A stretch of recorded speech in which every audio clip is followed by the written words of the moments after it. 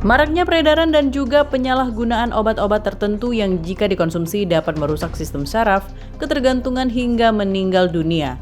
Balai Besar POM di Palembang menggandeng Direktorat Intelijen Badan POM dan Kantor Pengawasan Pelayanan Bea dan Cukai di Palembang berhasil mengamankan 56.727 tablet dari 17 orang penerima.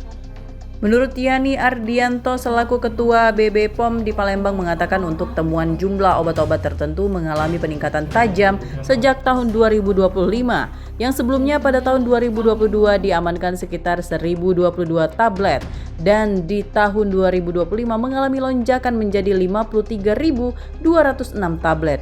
Dan hingga saat ini total penemuan mencapai 56.727 tablet.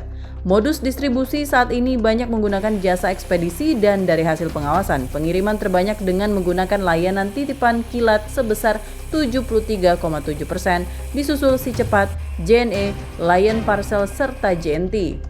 Kita melaksanakan pemusnahan atas temuan obat-obat tradisional, obat-obat tertentu obat tertentu yang menjadi temuan totalnya adalah 56.727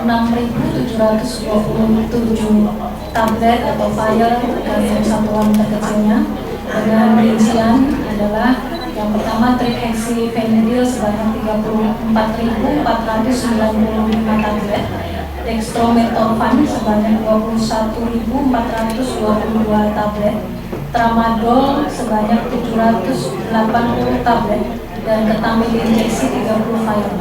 Jadi yang kita musnahkan hari ini adalah temuan dan hasil tindakan yang kita ambil dari 2022 sampai dengan 2025. Dalam pengawasan masuknya barang tentu di Bandara Palembang yang internasional, kemudian juga ada beberapa barang kiriman yang tentunya nanti jika ditemukan ada obat-obat tertentu atau obat-obat terlarang, obat-obat daftar G, tentu akan kita lakukan koordinasi lebih mendalam dengan BP POM supaya penyalahgunaan obat-obat tertentu ini bisa kita antisipasi dari awal. Masyarakat dihimbau agar tidak membeli obat dari sumber yang tidak resmi dan tidak menggunakan obat tanpa pengawasan tenaga medis.